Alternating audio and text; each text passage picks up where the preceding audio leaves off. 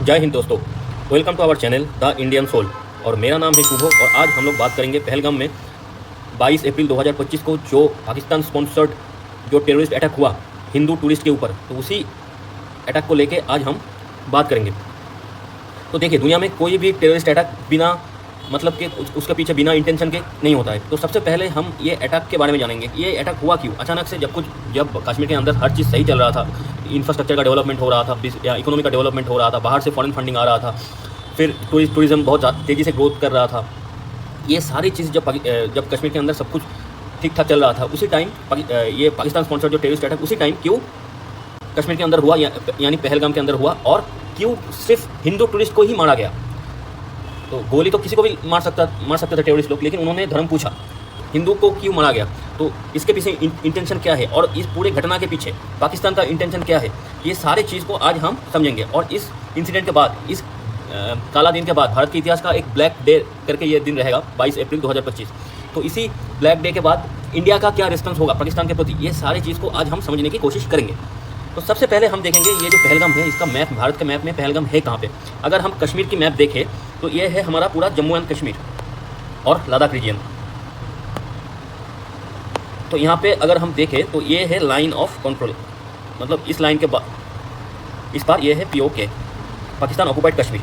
और ये जो हिस्सा है ये है जम्मू कश्मीर का हिस्सा, और ऊपर का हिस्सा है कश्मीर, नीचे का जम्मू।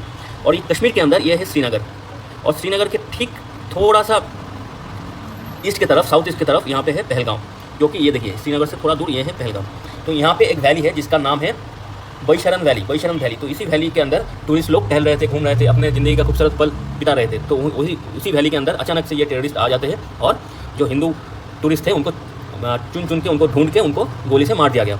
तो ये है पहलगाम का लोकेशन। तो अब हम देखेंगे इस अटैक के बारे में थोड़ा सा जानेंगे। ऐसे तो न्यूज़ में आज 7 दिन के अंदर सारे लोगों को सब कुछ मालूम पड़ गया, कैसे अटैक हुआ, किसने किया, फिर भी हम लोग एक बार देख लेते हैं। तो इस अटैक के बारे में थोड़ा सा जानते हैं। तो ये अटैक कहाँ पे हुआ, बैशरन वैली, पहलगाम, जम्मू एंड कश्मीर। तो ये है वो वैली जिसको भारत के स्विट्ज़रलैंड भी बोला जाता है। जिस वैली को, इतना खूबसूरत है ये वैली, तो इसको इसीलिए भारत के स्विट्ज़रलैंड भी बोला जाता है। तो यहाँ पे क्या होता है, यहाँ पे ऐसे हिंदू टूरिस्ट लोग, जो इस फोटो में दिख रहा है, एक इंसान को मार दिया गया और उसकी वाइफ उसके बाजू में बैठा हुआ है।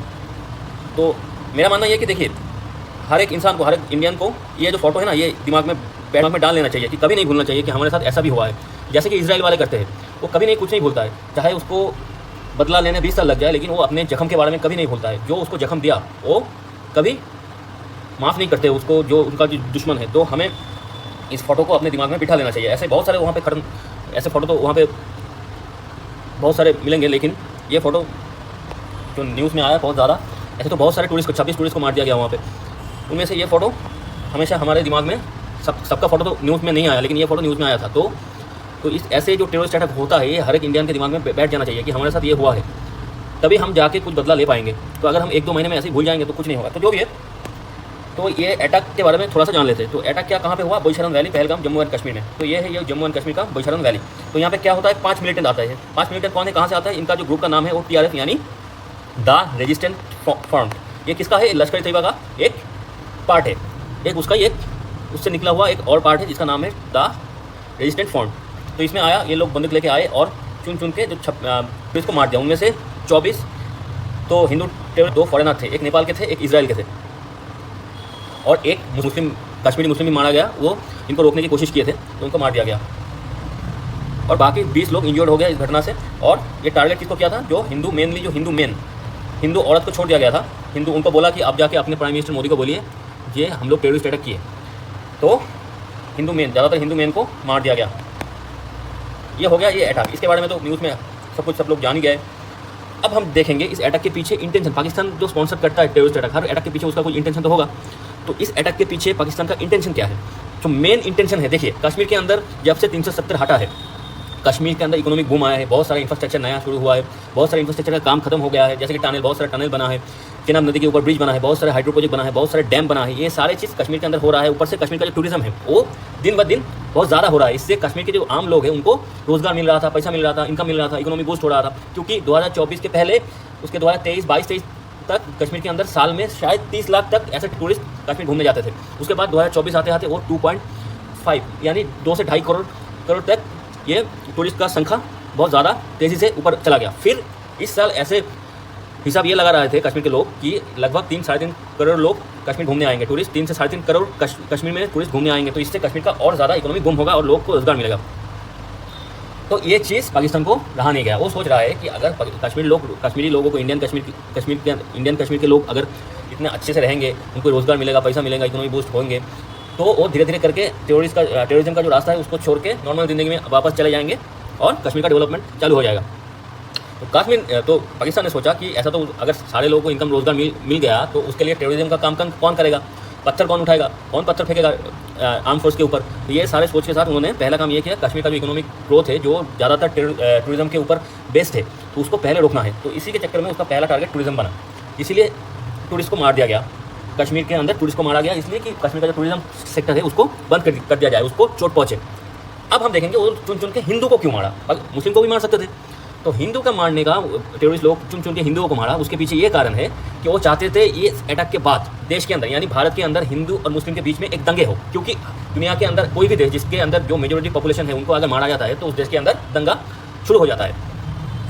तो ऐसे ही उनका ये मानना था, पाकिस्तानी जो थिंक टैंक है उनका ये मानना था, अगर ऐसे हिंदू को मारेंगे तो पूरे देश के अंदर एक इंटरनल कैओस चालू होगा, राइट होंगे, दंगे होंगे, हिंदू मुस्लिम एक दूसरे के खिलाफ लड़ेंगे, एक दूसरे को मारेंगे, काटेंगे। ये एक कॉन्सेप्ट उनके पास था जो कि हुआ नहीं। देखिए हिंदू पढ़ा लिखा है, वो अपने दिमाग से काम लेता है, अचानक से रिएक्ट नहीं करता। तो इसीलिए ये सारी चीज़ जो मैं बोल रहा हूँ ये सारी चीज़ गवर्नमेंट को भी मालूम है और ज़्यादातर देश की जनता को भी मालूम है। तो इसीलिए भारत के अंदर ये दंगा राइट ये सारी चीज़ नहीं हुआ जो पाकिस्तान के अंदर प्लानिंग में था। और तीसरा कारण ये है कि 370 हटने के बाद ये कश्मीर का जो मुद्दा है वो ग्लोबल लेवल से हट गया है। ग्लोबल लेवल में पाकिस्तान छोड़ के और एक दो देश, टर्की, चाइना, ये सारे 2-3 देश छोड़ के कश्मीर को लेकर कोई बात नहीं करता।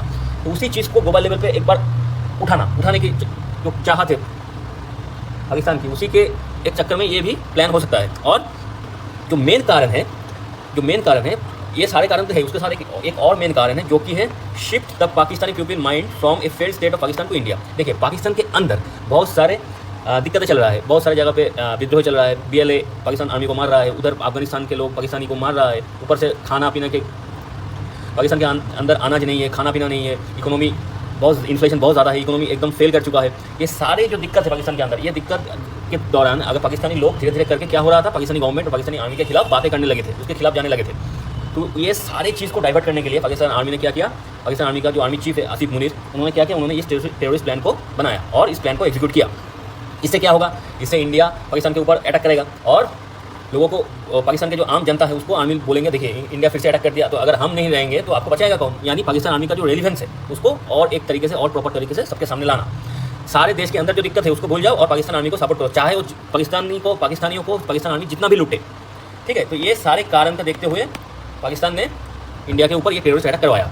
और एक और कारण भी हो सकता है क्योंकि वो देखिए पाकिस्तान जैसे देश जो कि भीख के ऊपर जिंदा है, कौन सा देश कितना पैसा भीख में देंगे उसके ऊपर पाकिस्तान जिंदा है। तो एक और भी थिंक टैंक इंडिया के भारत के अंदर जो थिंक टैंक है वो एक और भी कारण सोच पा रहा है, वो भी एक और कारण भी बोल रहा है कि पाकिस्तान जैसे देश कभी भी डिसीजन अपने मर्जी से नहीं लेता है, इनको डिसीजन लेने के लिए मजबूर किया जाता है कि उसको ऑर्डर दिया जाता है। तो ये बहुत लोग ऐसे बोल रहा है कि देखिए जब से USA और चाइना के अंदर जो टेरिफ का वार है वो चालू हुआ है, मतलब USA चाइना के ऊपर टेरिफ लगा रहा है, फिर चाइना USA के ऊपर टेरिफ लगा रहा है, तो इससे चलते हुए बहुत सारे USA का जो बिजनेस है जिसका जो प्लांट चाइना के अंदर था, जैसे कि एप्पल का बहुत सारे फ़ोन का मैन्युफैक्चरिंग प्लांट चाइना के अंदर था, तो एप्पल ने ये डिक्लेयर किया कि चाइना से उठा के वो इंडिया लेके आएंगे, क्योंकि इंडिया के ऊपर USA ने कम टेरिफ लगाया। तो इंडिया के अंदर अगर मैन्युफैक्चर होगा तो वो कम प्राइस में USA के मार्केट में बिकेगा, कि बाहर के USA छोड़ के भी बाहर ग्लोबली उसको कम पैसे में वो बेच पाएंगे, तो उसका सेल्स ज़्यादा होगा। तो ये सारे चीज़ देखते हुए ऐसा भी हो सकता है कि चाइना का ऑर्डर पाकिस्तान को आया कि आप इंडिया को एक जंग में फंसाओ। अगर आप इंडिया को एक जंग में फंसाते हो तो अगर कोई भी देश जंग में उलझ जाता है तो क्या होता है, तो उस देश के अंदर फॉरेन फंडिंग आना थोड़ा सा कम हो जाता है या तो बंद हो जाता है। तो चाइना भी यही चाहता है, जब तक डोनाल्ड ट्रंप USA के पावर में है तब तक USA के अंदर चाइना का बिजनेस करना बहुत ही मुश्किल है। तो इसीलिए उस बिजनेस ये चाइना के अंदर USA का जो भी बिजनेस है वो बहुत जल्दी इंडिया के अंदर शिफ्ट ना हो जाए, इसके लिए इंडिया को एक जंग में फंसाओ। अगर इंडिया जंग में फंस जाता है तो बहुत सारे फॉरेन इन्वेस्टर इंडिया के अंदर इन्वेस्ट नहीं करेगा, तो इंडिया का इकोनॉमिक ग्रोथ भी कम होगा और जो बिजनेस चाइना से शिफ्ट होने वाला था इंडिया वो भी रुक जाएगा। तो ये सारे कारण हो सकता है। इनमें से पहला जो 4 कारण हमने बोले पाकिस्तान का, वो तो जेन्युइन कारण है ही, और ये चाइना का जो एंगल है ये भी एक सच्चा कारण हो सकता है। इसके ऊपर पूरा कॉन्फिडेंस से मैं नहीं बोल सकता कि चाइना के अंदर क्या चल रहा है, लेकिन चाइना आपको धोखा देगा, ये आप मान के चलिए। तो ये सारे कारण इस अटैक के पीछे है। तो और इस अटैक के पीछे मेन कल्प्रिट कौन है, पाकिस्तान आर्मी और उनका जो आर्मी चीफ है आसिफ मुनीर, मतलब ये इंसान, फिर ISI और LT लश्कर-ए-तैयबा उनका जो सब ग्रुप है का रेजिस्टेंस फ्रंट, ये सारे मिलकर ये अटैक को अंजाम दिया। अब इस अटैक होने के बाद इंडियन गवर्नमेंट का रिस्पॉन्स क्या हुआ? पहले तो देखिए, इंडिया एक न्यूक्लियर कंट्री है और पाकिस्तान जैसा न्यूक्लियर कंट्री नहीं है कि उसका कोई रिस्पॉन्सिबिलिटी नहीं है, कोई एक टाइप का ज़ोंबी टाइप का रोग नेशन है पाकिस्तान। तो इंडिया ऐसा नहीं है, इंडिया एक ताकतवर देश है, वो अपनी ताकत के जो वैल्यू है उसको समझता है। इसीलिए इंडिया पहले क्या किया, सारे दुनिया के सारे जो लीडर्स हैं उनको बुलाया, पहले तो कंडेम किया, इस घटना को निंदा किया, ग्लोबल लेवल पर इस घटना को सबके सामने लेके गया, और जो बाकी ग्लोबल लेवल पे जो भी आपका डिप्लोमेट्स है इंडिया के अंदर सारे देश को, उनको बुलाया और इस घटना के बारे में ब्रीफिंग्स दिए और इसके पीछे पाकिस्तान का जो इन्वॉल्वमेंट है उसके बारे में सबूत भी दिया। ये पहला काम किया। फिर देश के अंदर जो सिक्योरिटी और मिलिटेंसी है उसको खत्म करने की कोशिश की, यानी जम्मू कश्मीर के अंदर, मतलब पाकिस्तान के ऊपर ऑपरेशन हम बाद में करेंगे, पहले देश के अंदर जो भी टेररिस्ट छुपा हुआ है, जो भी मिलिटेंट छुपा हुआ है, उनको पकड़ के उनको उनकी अंजाम तक पहुँचाना है। इसीलिए कश्मीर के अंदर 1500 लोगों को अरेस्ट किया गया। उनमें से 15 लोग ऐसे निकले जो कि ये जो टेररिस्ट अटैक हुआ था कश्मीर के अंदर, इस अटैक में वो सारे 15 लोग जो कश्मीरी थे, इंडियन कश्मीरी थे, वो उस टेररिस्ट लोगों को हेल्प किया था, उनको रहने के लिए, जो असला बारूद है उसको जमा करने के लिए, उनको रोड दिखाने के लिए, जो कौन सी रास्ते से जाना है, उसको कहाँ पे अटैक करने के बाद कितना जल्दी वो भाग पाएंगे, कौन सी रास्ते से भागना है, ये सारे चीज़ उसको गाइड किए थे। तो देखिए कश्मीर के अंदर ये दिक्कत है, कुछ देखिए ज़्यादातर कश्मीरी तो उनको तो समझ में आ गया कि इंडिया के साथ रहने से उनका फ़ायदा है, इकोनॉमिक बूस्ट होगा, इनकम मिलेगा, रोजगार मिलेगा, लेकिन बहुत सारे कश्मीरी अभी भी कश्मीर के अंदर ऐसा है कि वो मिलिटेंसी को सपोर्ट करता है अंदर ही अंदर। तो इस चीज़ को काउंटर करने के लिए सबसे पहले इंडिया ने क्या किया, कश्मीर के अंदर एक ऑपरेशन चला रहा है अभी, कि उसमें से जितना भी टेररिस्ट को समर्थन करने वाले हैं उनको अरेस्ट किया जा रहा है और ये इस घटना के साथ जो भी कश्मीरी इन्वॉल्व है उनको अरेस्ट किया जा रहा है। और देश भर के अंदर जितना भी इलीगल इमिग्रेंट है, जैसे कि पाकिस्तानी इमिग्रेंट और बांग्लादेशी इलीगल इमिग्रेंट है, उनको पकड़ा जा रहा है, उनको साइडलाइन किया जा रहा है। और इंडिया पाकिस्तान बॉर्डर को हाई अलर्ट पर डाल दिया गया और पहलगाम को खाली करवाया गया और पाकिस्तान कश्मीर के अंदर जो आर्मी का जो मूवमेंट है उसको और तेज़ कर दिया गया। फिर डिप्लोमेटिक मेजर क्या लिया गया, पाकिस्तान के जो डिप्लोमेट्स थे उसका संख्या कम कर दिया गया इंडिया के अंदर, और जो पाकिस्तानी वीज़ा लेके इंडिया आए थे उनको 40 आवर्स के अंदर पाकिस्तान चले जाने के लिए बोल दिया गया। और वाघा अटारी बॉर्डर को पूरा का पूरा सील कर दिया गया और इंडिया इस इशू को यूनाइटेड नेशन में लेके गया और वहाँ से इंटरनेशनल कोर्ट ऑफ जस्टिस पे भी लेके गया। टेररिस्ट अटैक के बाद जितना भी मेजर इंडिया ने लिया, जैसे कि कश्मीर के अंदर जो टेररिस्ट छुपे हुए हैं, जो मिलिटेंट छुपे हुए हैं, उनको ख़त्म करना, उनके घर को बम से उड़ा देना, फिर इलीगल इमिग्रेंट जो बांग्लादेश से है, जो पाकिस्तान से आया हुआ जो भी नागरिक है वीज़ा लेके आए हैं, उनको पाकिस्तान भेजना, ये सारे जो स्टेप है ये तो एक तरफ है, लेकिन सबसे बढ़िया जो स्टेप इंडिया ने लिया, जिसका इफेक्ट इमीडिएटली पाकिस्तान को समझ में नहीं आएगा, लेकिन 1-1.5 साल 2 साल बाद पाकिस्तानी जनता जो है, आम इंसान जो है, वो समझ में उनको मालूम पड़ेगा उनकी आर्मी कितना बड़ा गलती किया है इंडिया के साथ उलझ के। तो वो चीज़ क्या है, वो है Indus water treaty suspension. India ने ये जो इंडस वाटर ट्रीटी है उसको सस्पेंड कर दिया है। पहले तो ये इंडस वाटर ट्रीटी को थोड़ा समझना होगा, फिर हमको समझना होगा कैसे इस ट्रीटी का सस्पेंशन कैसे पाकिस्तान के ऊपर भारी पड़ेगा, उसको समझने की हम कोशिश करेंगे। तो सबसे पहले हम इंडस वाटर सिस्टम को समझते हैं। इंडस वाटर सिस्टम क्या है, तो इंडस वाटर जो सिंधु नदी है वो चाइना से शुरू होता है, फिर इंडिया से कश्मीर से होके ये घूम के पाकिस्तान में चला जाता है, ओके, पाकिस्तान से फ्लो होकर फिर अरेबियन सी में जाके मिल जाता है। तो इसका सिंधु नदी यानी इंडस रिवर के साथ बाकी और भी 5 नदियाँ हैं।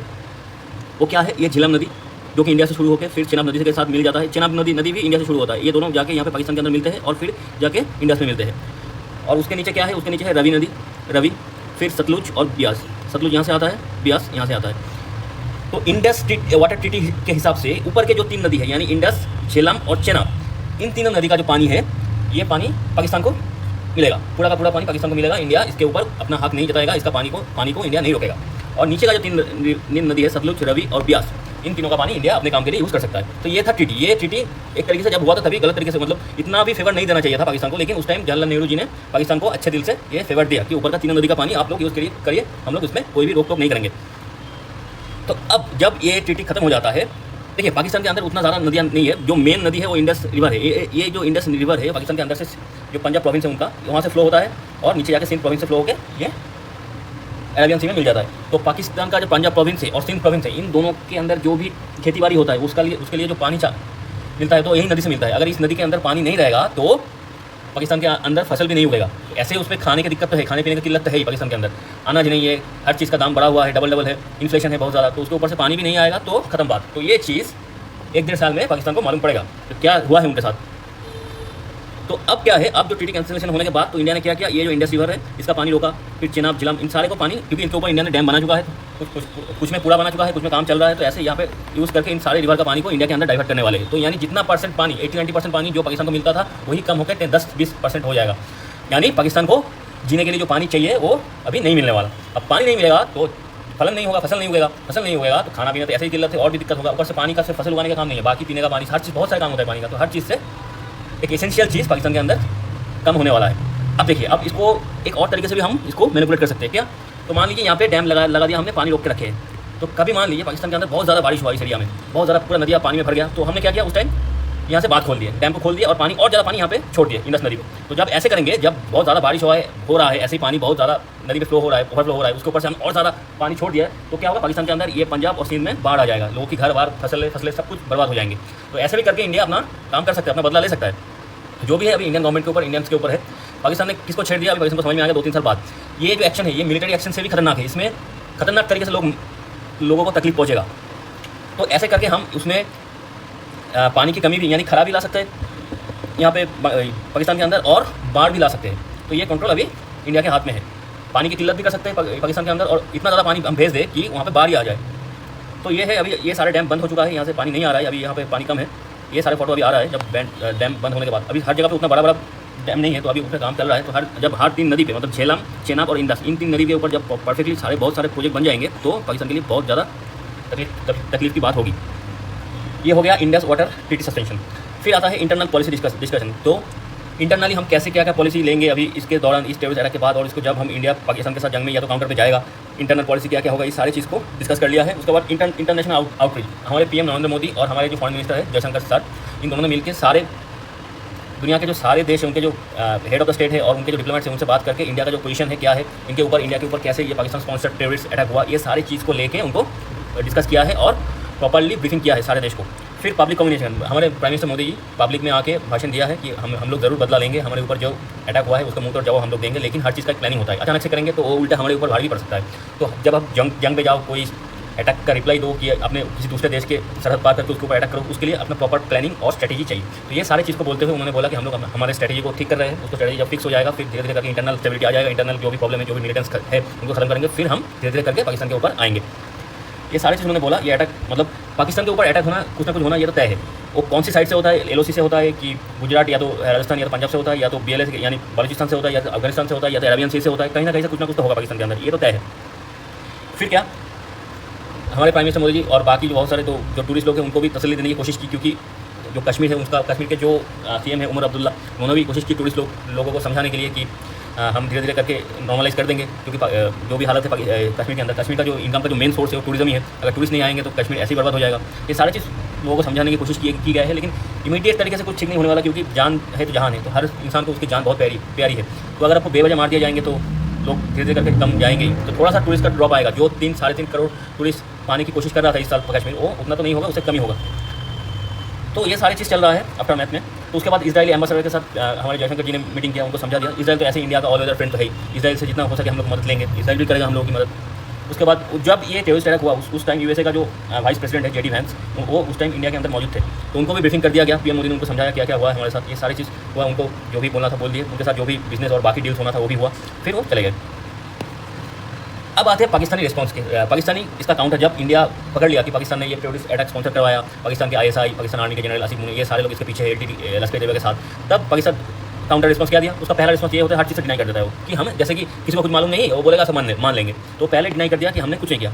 फिर क्या, फिर उन्होंने क्या किया, हड़बड़ी में पाकिस्तान का जो एयर स्पेस है इंडियन फ्लाइट के लिए बंद कर दिया। फिर सस्पेंशन ऑफ इंडियाज वीज़ा, जो इंडियंस पाकिस्तान के अंदर है उनका वीज़ा सस्पेंशन कर दिया और उनको भारत लौटने के लिए बोल दिया। ठीक है, कोई दिक्कत नहीं। उसके बाद उन्होंने बोला कि अगर इंडस वाटर ट्रीटी जो इंडिया ने बैन किया, इसको एक्ट ऑफ वॉर कह रहे हैं, तो यानी वो अब इसके लिए जंग भी कर सकते हैं। तो जंग तो हम भी चाहते हैं, तो हम तो यही चाहते हैं कि वो अगर शुरू कर देते हैं, पाकिस्तानी जंग शुरू कर देते हैं, तो हमारे लिए और भी आसान हो जाएगा काम। तो ये सारी चीज़ पाकिस्तान बोल रहा है, लेकिन उसने हड़बड़ी में जो गड़बड़ी किया, वो किया क्या, suspended Shimla agreement basis of cease fire understanding.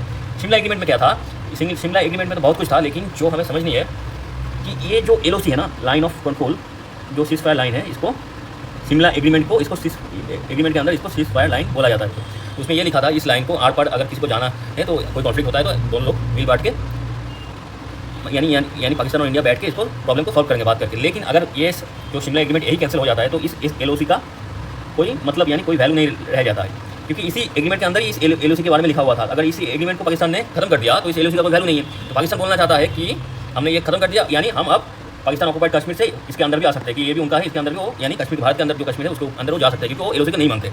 लेकिन गधों ने ये नहीं सोचा, तो अगर LOC नहीं मानते तो इंडिया भी यहाँ से यहाँ जा सकता है। इंडिया के भी हाथ जो बंधे थे वो भी खोल दिया उन्होंने। तो यही है पाकिस्तान की दिक्कत, हर बारी में कुछ भी कर देता है और फिर उसको कीमत भी अदा करना पड़ता है। पहली बार अदा किया यहाँ पे 1965 वॉर में हार के, फिर यहाँ पे 1971 को बांग्लादेश बना के, तो अब ये करेगा पीओ को भारत को देके। ये जो एग्रीमेंट सस्पेंड हुआ इसके वजह से भारत के भी हाथ खुल गए। वो अभी कोई एग्रीमेंट है नहीं एलओसी का, एलओसी करके अभी कोई किसी लाइन का कोई अस्तित्व है नहीं। जब ये एग्रीमेंट कैंसिल हो गया तो इसके बाद इस एलओसी का कोई मतलब ही नहीं है। हाँ, और हरवनी में और क्या गलती कर दिया उनका जो मिनिस्टर है, मिनिस्टर ने क्या बोल दिया उनका जो मिनिस्टर है उन्होंने ये बोल दिया कि हम लोगों ने टेररिज्म को सपोर्ट किया 30 साल से। किसके लिए? यूएसए और वेस्ट यानी यूके, जो यूरोपियन यूनियन के जो देश है, यानी ज़्यादातर उन्होंने बोला यूएसए और यूके के लिए, यानी यूनाइटेड किंगडम और यूएसए के लिए उन्होंने टेररिस्ट को फंडिंग किया यूएसएसआर के खिलाफ लड़वाने के लिए। तो ये भी उन्होंने एडमिट कर लिया सबके सामने, वो भी ओपन मीडिया के सामने। Of backing and supporting and training and funding these terrorist organizations? Well, we have been doing this dirty work for United States for about 3 decades, and West. फिर उन्होंने क्या किया, हरवनी में धनाधन एलओसी के ऊपर फायरिंग करना चालू कर दिया, और इंडिया से भी मुंह तोड़ जवाब मिला उनको। ये सारी चीज़ एक जिसके साथ कोई प्लानिंग नहीं होता है ना, वो लोग ऐसे हड़बड़ी में डिसीजन लेता है। क्योंकि अगर कुछ भी हो जाए, ये एग्रीमेंट कैंसिल करना नहीं चाहता, ये शायद भारत कैंसिल करे तो ठीक है, लेकिन पाकिस्तान आगे जाके खुद ही ओवर कॉन्फिडेंस में इसको कैंसिल कर दिया। यानी एलओसी का अभी कोई मतलब है नहीं। यानी अभी भारत चाहे तो इसके अंदर घुस सकता है, भारत की आर्मी पाकिस्तान के अंदर, पाकिस्तानी ऑक्युपाइड कश्मीर के अंदर घुस सकता है अभी। तो ये सारे पाकिस्तानियों ने अपने लिए ब्लंडर करके बैठा हुआ है। और ये जो एग्रीमेंट था, शिमला एग्रीमेंट, इसको कैंसिल करते हुए उन्होंने एलओसी में फायरिंग भी चालू कर दिया। उनमें से एक हमारे एक जवान जिनका नाम झंटू शेख, जो वेस्ट बंगाल से आते हुए एक जवान उनका भी गोली लगी, वो भी शहीद हो गए। और एक हमारे बीएसएफ के जवान अभी पाकिस्तान रेंजर्स के हाथ में बंदी है। ये दो दिक्कत है भारत के सामने, ये भी हुआ है। उनका नाम है पीके सिंह, वो भी वेस्ट बंगाल से ही है। अब देखेंगे ये सारे जो चीज़ है ये कश्मीर के ऊपर कैसे इम्पैक्ट हुआ इस घटना के बाद। एक घटना के बाद एक टूरिज्म तो गया कश्मीर के अंदर, जो टूरिज्म 3.5 करोड़ तक जाने वाले थे, वो अभी कुछ लाखों में भी सिमट जाएगा। शायद कुछ लाख पर्यटक यानी टूरिस्ट कश्मीर जाए, क्योंकि जान सबकी प्यारी है। फिर हॉल्टेड बॉर्डर ट्रेड जो हो रहा था इंडिया पाकिस्तान के बीच में, वो भी थोड़ा बहुत जो हो रहा था वो भी हॉल्ट कर दिया गया। फिर इंडियन स्टॉक मार्केट में भी थोड़ा सा इफेक्ट हुआ। फिर बिजनेस डिस्टर्ब हुआ पंजाब, राजस्थान, कश्मीर का। ये सारी चीज़ थोड़ा करके इम्पैक्ट तो हुआ। अब ये सारे तो हमने देख लिए, उन्होंने अटैक किया, कहाँ किया, मैप का लोकेशन पहलगाम का क्यों किया, उसके पीछे क्या इंटेंशन था, चाइना का क्या एंगल है, ये सारी चीज़ हमने देखा। फिर इंडिया ने ठीक अटैक के बाद ही क्या क्या रिस्पॉन्स किया, क्या क्या स्टेप लिए, उसके खिलाफ पाकिस्तान ने क्या क्या बोला, कैसे कैसे धमकी दी पाकिस्तान की, हमारे पास न्यूक्लियर बम है, 130 न्यूक्लियर आपके तरफ मुंह करके बैठा हुआ है, 130 न्यूक्लियर बम, ये सारी चीज़ हुआ, देख लिया हमने। फिर इकोनॉमिक इम्पैक्ट जो कश्मीर के ऊपर आया, इसको भी जान लिए। अब हम देखेंगे इंडिया एक्चुअली में सोच क्या रहा है। देखिए, अभी इंडियन गवर्नमेंट के दिमाग में यही चल रहा है कि जो चाणक्य ने बोल के गया था, चाणक्य नीति में उन्होंने वो अभी भी देखिए, चाणक्य ने बोल के गया था, अगर आपके दुश्मन देश को अपने नीचे लानी है, आपको उसके ऊपर जाए पानी है, उसको जीतना है, तो आपको 4 चीज़ चाहिए। कुछ साम मतलब आप पहले बात करो, पीस करने की कोशिश करो, शांति से वार्तालाप करके प्रॉब्लम को सॉल्व करने की कोशिश करो, जो कि पाकिस्तान के साथ नहीं हो सकता। क्योंकि पाकिस्तान के साथ नहीं हो सकता इसीलिए क्योंकि पाकिस्तान के साथ ये चीज़ भारत ने बहुत बार कोशिश की। जितनी बार कोशिश की पाकिस्तान आर्मी उतनी बार धोखा दिया, बैक स्टेप किया भारत को, पीछे से पीठ में खंजर मारा। तो ये साम का जो कॉन्सेप्ट है ये तो अभी पाकिस्तान के ऊपर अप्लाई नहीं होता। दाम मतलब पैसा पाकिस्तान को कैसे आएगा? बिजनेस करके भारत के साथ। जितना बिजनेस होगा पाकिस्तान के इकोनॉमी उतना डेवलपमेंट आएगा, उतना डेवलप होगा, लोगों को रोजगार मिलेगा। लेकिन ये सारे बिजनेस, पैसा कमाना, कैसे बिजनेस करना है, कैसे बिजनेस को इकोनॉमी ग्रो करना है, ये सब चीज़ पाकिस्तानी गाधों को दिमाग में नहीं पड़ता, तो उनको ये सब चीज़ नहीं समझ में आता। तो दाम ये कॉन्सेप्ट भी पाकिस्तान के ऊपर लागू नहीं होता। अभी पाकिस्तान के ऊपर 2 चीज़ लागू होता है, एक हो गया भेद, एक हो गया दंड मतलब मारना, पीट के सीधा करना, जो मिलिट्री इंडियन मिलिट्री पहले भी करा है, अभी भी करेगा कुछ दिन में। लेकिन अभी जो चल रहा है फिलहाल के टाइम में, इंडिया क्या कर रहा है, इस भेद, ये जो भेद है इसको अप्लाई कर रहा है। भेद मतलब ट्रिकी पॉलिटिक्स, डिप्लोमेसी। ऐसे अपने दुश्मन के ऊपर अपने डिप्लोमेसी से इतना प्रेशर क्रिएट कर दो कि वो जंग शुरू होने से पहले खत्म हो जाए। ठीक है, जैसे कि मान लो डिप्लोमेटिक प्रेशर, सारे इंटरनेशनल ग्लोबल जितने भी देश है उनका जो डिप्लोमेट, उनका जो लीडर्स, वो लोग अगर पाकिस्तान के खिलाफ बात करना चालू कर दे, इंडियन नेवी अरेबियन सी में नेवल ब्लॉकेट लगा दे, BLA से अटैक करवाना, फिर तालिबानों के साथ इंडिया का बातचीत करना, क्योंकि अफगानिस्तान बॉर्डर से भी इंडिया अंदर आ सकता है। ये सारे जो मिलिट्री टैक्टिक्स और डिप्लोमेसी का जो भी टैक्टिक्स है, हथियार लेके आना, ये सारी चीज़ दुश्मन के ऊपर इतना प्रेशराइज कर दो कि वो जंग शुरू होने के पहले ही वो वीक पड़ जाए, वो हार जाए। तो यही चीज़ अभी फिलहाल के टाइम में भारत कर रहा है। वो भेद का जो टैक्टिक्स है उसको यूज़ कर रहा है, क्योंकि ये ज़रूरी है। क्योंकि अगर प्रेशराइज जब नहीं करोगे तो उसको प्रेशर नहीं फील होगा। ये जो इंडस वाटर ट्रीटी सस्पेंड हुआ, ये एक इसी टैक्टिक्स के अंदर आता है भेद। जब पानी नहीं पहुंचेगा ना तो लोग अपने आप गुस्सा हो जाएंगे वहाँ पे, पाकिस्तान के जो आम लोग, जो खाना तो है ही नहीं, ऊपर से पानी भी नहीं आएगा, तो वो खुद ही पाकिस्तान आर्मी के खिलाफ लड़ने लगेंगे। तो ये सारे चीज़ भेद के अंदर आता है। ये सारे तो हम लोग इंडियन गवर्नमेंट क्या कर रहा है, अभी चाणक्य की नीति को हम इंडिया वाले फॉलो कर रहे हैं। उसमें साम और दम ये पाकिस्तान के लिए अप्लाई नहीं होता। ये 2 प्रोसेस, पहले हम भेद को अप्लाई करेंगे, फिर हम दंड देंगे, मतलब पीटेंगे। इंडियन आर्मी अंदर घुस के मारेगा, Indian army, Indian navy, India air force जो भी है उसको अच्छे से मारना है।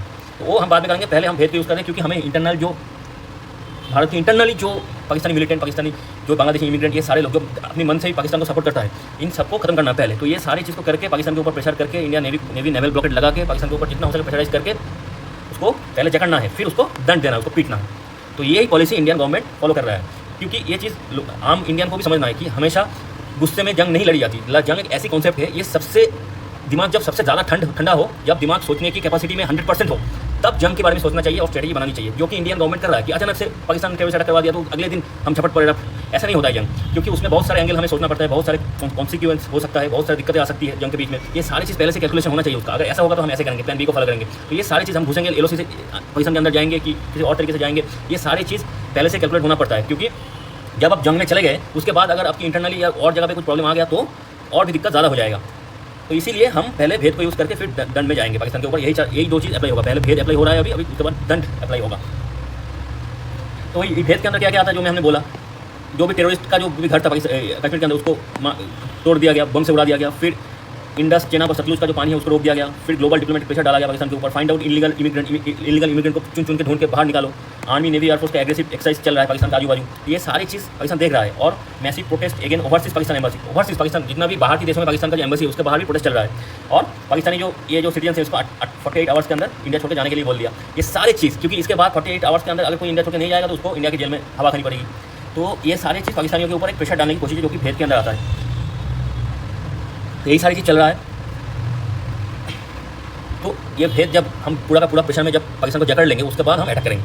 तो अब हमें जब अटैक करेंगे, हम जब दंड देंगे उस टाइम हमें क्या क्या सोच दिमाग में रखनी है। उससे पहले जो चीज़ हमें दिमाग में रखनी है, मतलब इंडियन गवर्नमेंट और Indian army, Indian navy, Indian arm forces को जो चीज़ दिमाग में रखनी है, देखिए पहले तो इंडिया के अंदर, भारत के अंदर ही बहुत सारे स्लीपर सेल्स हैं जो टेररिस्ट के लिए काम करते हैं। तो पहले उनको खत्म करना है।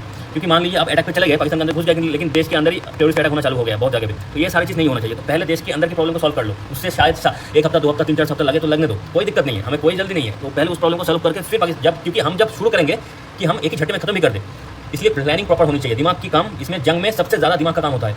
जंग सबसे साइंटिफिक सबसे ज़्यादा सोफिस्टिकेटेड एक कॉन्सेप्ट है। अगर जंग को जीतनी है, आपकी प्लानिंग्स बहुत बढ़िया होनी चाहिए। उसके बाद क्या सोचनी है, दिमाग में क्या रखनी है, क्लीन अप इलीगल पाकिस्तानी और बांग्लादेशी फ्रॉम इंडिया। जो भी इलीगल और जो इलीगल पाकिस्तानी और बांग्लादेशी इंडिया के अंदर बैठे हुए हैं, जो अंदर ही अंदर पाकिस्तान को सपोर्ट करता है, टेररिज्म को सपोर्ट करता है, उसको बाहर निकालो। फिर एक आता है सबसे खतरनाक जो प्रॉब्लम है इंडिया के सामने, वो है चाइना का एंगल। ये एक ऐसा देश है, ये आपको इंडिया को धोखा, वो ऊपर से जितना भी कंडेम कर ले, ऊपर से जितना भी बोला हम इस टेररिस्ट अटैक के खिलाफ है, ये है वो है, लेकिन जब मौका मिलेगा उसको, जब जंग चालू होगा, वो पाकिस्तान को सपोर्ट करेगा ही। तो ये जो सपोर्ट पाकिस्तान को मिलने वाला है चाइना से, इसको हम कैसे काउंटर करें, इस चीज़ का प्लानिंग पहले से होना चाहिए। फिर इंटरनल स्टेबिलिटी, जब इंडिया जंग में हो पाकिस्तान के, उस टाइम इंडिया के अंदर ये नक्सलाइट, फिर नॉर्थ ईस्ट का प्रॉब्लम, ये सारी चीज़ नहीं होना चाहिए। फिर एक और चीज़ हमें दिमाग में ये रखनी है, कुछ दिन पहले एक खबर आया था, जो ये इंडिया का जो सिलीगुड़ी कॉरिडोर है, जिसको हम लोग चिकन नेक भी कभी कभार बोल लेते हैं, सिलीगुड़ी कॉरिडोर के पास बांग्लादेश के अंदर ISI का एजेंट आया था, ISI आए थे, पाकिस्तान आर्मी के लोग भी आए थे। तो ये क्या प्लानिंग करके गया बांग्लादेश के अंदर, ये भी थोड़ा सा दिमाग में रखना है। क्योंकि मान लीजिए हम यहाँ से अटैक कर दिया पाकिस्तान के ऊपर, लेकिन यहाँ से बांग्लादेश से इंडिया के ऊपर अटैक हो गया, ये भी कॉन्सेप्ट में ये भी दिमाग में रखनी है। जो भी कॉन्सेप्ट है, मतलब यहाँ पे BSF है हम लोगों की, लेकिन फिर भी ये दिमाग में रखनी है कि ISI यहाँ पे आया। जैसे कि हमास पाक ऑक्युपाइड कश्मीर में आया था हमास के लोग, उसके बाद ये अटैक हुआ, तो ISI के लोग बांग्लादेश के अंदर गए थे, वो भी सिलीगुड़ी कॉरिडोर के बिल्कुल पास। तो इस चीज़ को हमें हमेशा ध्यान में रखना है कि हमें बांग्लादेश के गवर्नमेंट अब शेख हसीना का है नहीं, तो बांग्लादेश भी एक तरीके से टेररिस्ट कंट्री भी बन चुका है, तो वहाँ से भी इंडिया के ऊपर अटैक हो सकता है। तो इस चीज़ को भी दिमाग में रखना है। और ऊपर से देखिए, जब भी ऐसे इंसिडेंट होता है टेररिस्ट अटैक, निहत्थे लोगों को, वो भी निहत्थे हिंदुओं को जब मारा गया, उसके बाद से देश के अंदर एक आवाज़ उठ रहा है कि तीव्र आवाज़ ये उठ रहा है कि जल्दी से जल्दी पाकिस्तान को अटैक करो, खत्म करो। जो देश के अंदर जो आम इंडियंस है, वो ऐसा होना भी चाहिए, क्योंकि सबके इमोशन कंट्रोल में नहीं रहते, लेकिन उनको भी गाइड करनी है गवर्नमेंट को, उनको भी समझाना है कि जंग हम जरूर करेंगे, हर दोषी को उसका सजा मिलेगा, मौत सबको, हर एक दोषी को मौत मिलेगा, लेकिन थोड़ा सा प्लानिंग करने के लिए टाइम चाहिए। क्योंकि प्लानिंग अगर फुल प्रूफ होगा तो हम लोग के एक्शन भी फ्लॉलेस होगा। ये चीज़ लोगों को थोड़ा सा समझना है। ये सारी चीज़ के ऊपर गवर्नमेंट कैसे डील करता है, ये सारी चीज़ हमारे दिमाग में रखनी है। जैसे गवर्नमेंट तो लोगों को समझाएगा जरूर, इंडियन गवर्नमेंट, लेकिन लोगों को खुद के दिमाग से अभी गुस्से में जंग नहीं करनी, ये चीज़ लोगों को समझनी पड़ेगी।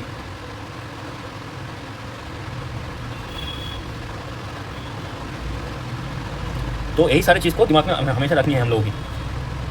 अब थोड़ा सा समझने की कोशिश करेंगे कि इंडिया अगर अटैक करे तो कहाँ से करे। मतलब जैसे तो इसके लिए मैं खुद, मतलब मेरा उतना लेवल नहीं है कि हम बोल पाए कि Indian army, Indian navy, Indian air force क्या सोच रहा है। फिर भी एक आम इंसान के तरीके से अगर सोचे, इंडिया के लिए सब एकदम सेफेस्ट बात क्या होगा। देखिए, अगर इंडिया और पाकिस्तान की मैप देखिए, ये है पाकिस्तान की, मतलब पाक ऑक्युपाइड कश्मीर, ये है अक्सर चीन, ये है इंडिया हमारे। थोड़ा सा मैप को क्लियर कर देते।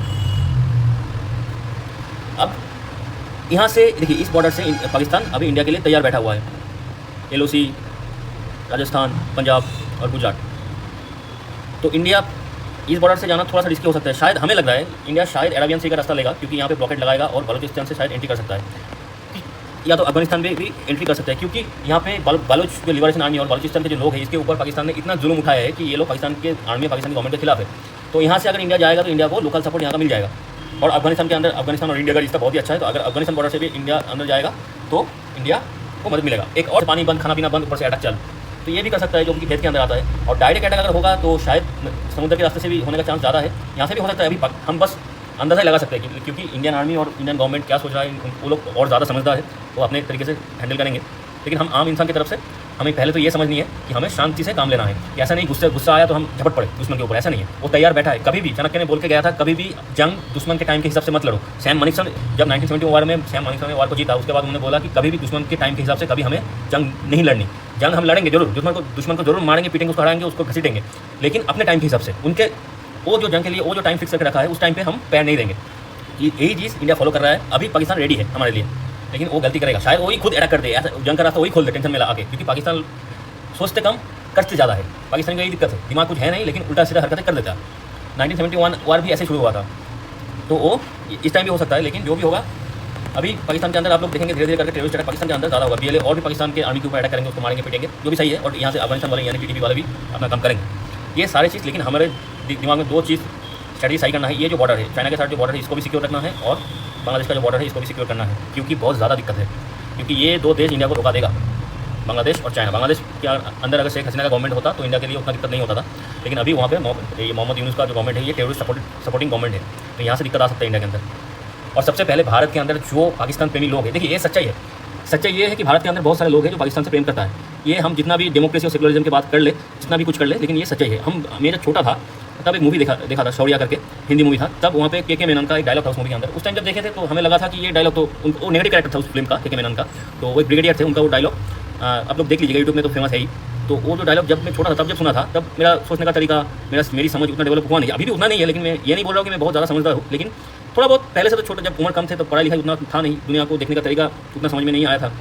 तो तब जब उस मूवी को हमने देखा था तो उसका डायलॉग मुझे बिल्कुल पसंद नहीं आया था। तो हमने उसके लगा कि ये तो वो विलन है इसलिए ऐसा बोला।